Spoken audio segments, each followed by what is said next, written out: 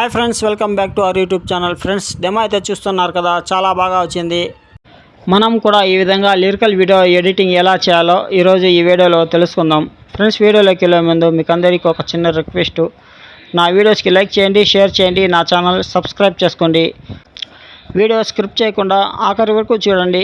Video ఎలా చేయాలో explain చేస్తాను. ఇక వీడియోలోకి వెళ్దాం.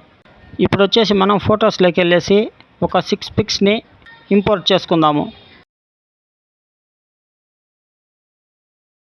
ఇప్పుడు వచ్చేసి పైన సెట్టింగ్స్ ఉన్నాయి కదా, కొద్దిగా స్క్రోల్ చేస్తే ఇక్కడ పిప్ అనేసి ఆప్షన్లోకి వెళ్ళేసి వీడియోస్లోకి వెళ్ళేసి మనం టెంప్లెట్ వీడియోని ఇంపోర్ట్ చేసుకుందాం.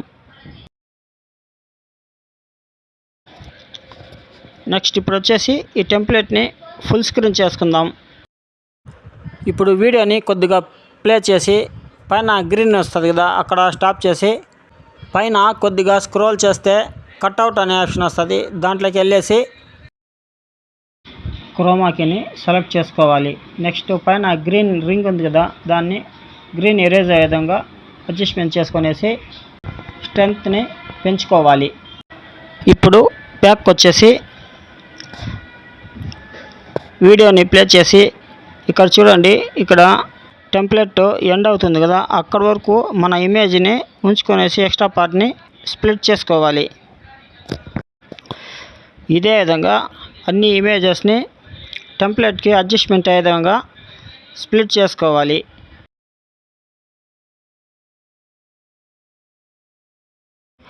ఇప్పుడు స్టార్టింగ్ పొజిషన్కి వచ్చేసి పిప్ ఆప్షన్లోకి వెళ్ళేసి లిరికల్ వీడియోని ఇంపోర్ట్ చేసుకుందాము. నెక్స్ట్ బ్యాక్ వచ్చేసి ఈ వీడియోని ఫుల్ స్క్రీన్ చేసుకుందాము. నెక్స్ట్ ఇప్పుడు పైన కొద్దిగా స్క్రోల్ చేస్తే బ్లెండింగ్ అనే ఆప్షన్ వస్తుంది. దాంట్లోకి వెళ్ళేసి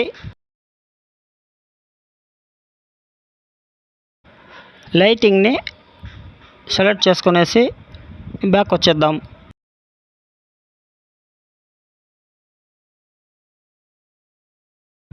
లిరికల్ అయితే సెంటర్లోకి ఉంది, కొద్దిగా పైకి జరుపుకునేసి వీడియోని ఒకసారి ప్లే చేసి చూద్దాం.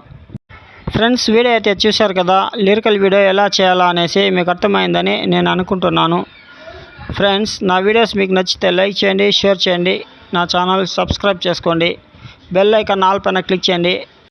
నేను వీడియో అప్లోడ్ చేసిన వెంటనే మీకు నోటిఫికేషన్ వస్తుంది. ఇప్పుడు వీడియోని ఎక్స్పోర్ట్ చేసుకుందాం.